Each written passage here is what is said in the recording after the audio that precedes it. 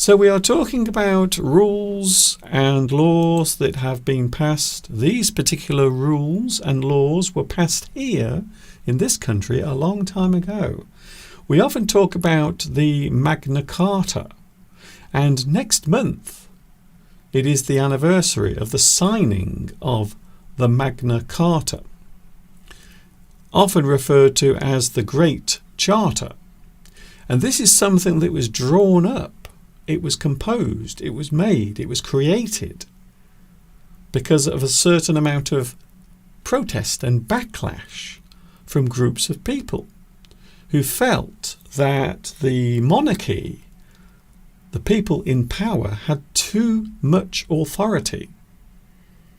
Most of this related to tax that people had to pay, in particular the barons, who also were the landowners, and they were really annoyed that they had to pay so much tax.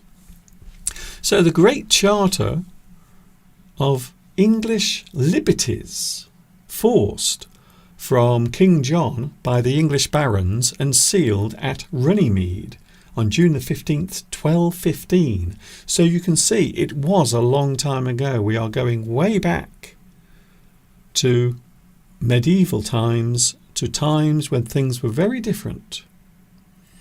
Royalty, kings, would often use their power in brutal ways.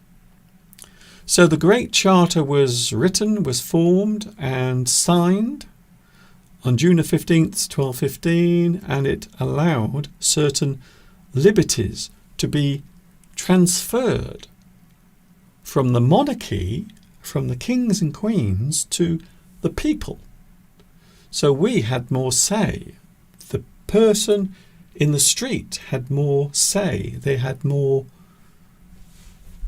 freedom to express themselves. So that is what the Magna Carta basically is. A very old agreement that was signed. It is a list of rights and privileges that King John of England signed under pressure. So he didn't choose to do this. This was done by force. King John had to sign this by force from the English noblemen. The noblemen, of course, were the high class. They were the landowners. They were the people who were seen as higher up in society, but they were still subject to tax, to all of the unfair rules that the monarchy had imposed. So this is the reason why the Magna Carta was actually drawn up. It established the principles that the king could not levy taxes without consent of his legislator or parliament. The person who makes the rules, the legislator, is the person who makes the rules, or they agree on the rules or laws. And of course, Parliament is something that was created around that time, over 1,000 years old. Parliament is. However, these days it has a lot more authority. It controls most of the things that we do here in this country. However, the freedom of speech, the freedom to actually vote or have the right to choose who represents you, still exists now. And that is the reason why something like the Magna Carta was such an important thing. It allowed people to have the right to express themselves and to put forward their objections to the rules. Carrying on, no free man in England could be deprived of liberty or property except through a trial or other legal process.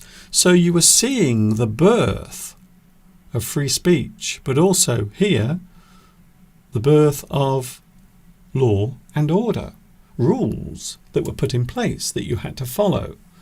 And of course they were obvious ones, very obvious rules were put in place. And It is something that has changed the way we all live to this very day. That is why we have laws protecting free speech. That is the reason why we are able to protest.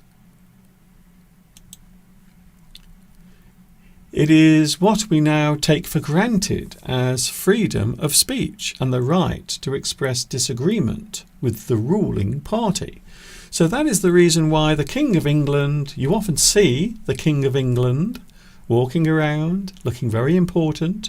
However, he doesn't really have much power anymore. The power was taken away and given to the people. That is why we have Parliament. That is why we have voting. You can choose who you want to represent you. And of course, if you have any complaints, if you have any problems, you have somewhere to go to put across your disagreements as well. So it does serve a lot of purposes. The monarchy over time would become purely symbolic. So over time, slowly. So this particular process happens slowly over time. The monarchy would become purely symbolic eventually, although that process would take much longer to be realised. It took a long time for the monarchy to release all of its authority. But these days, of course, we have freedom. Some people say we don't. Some people say that our freedom is not given freely.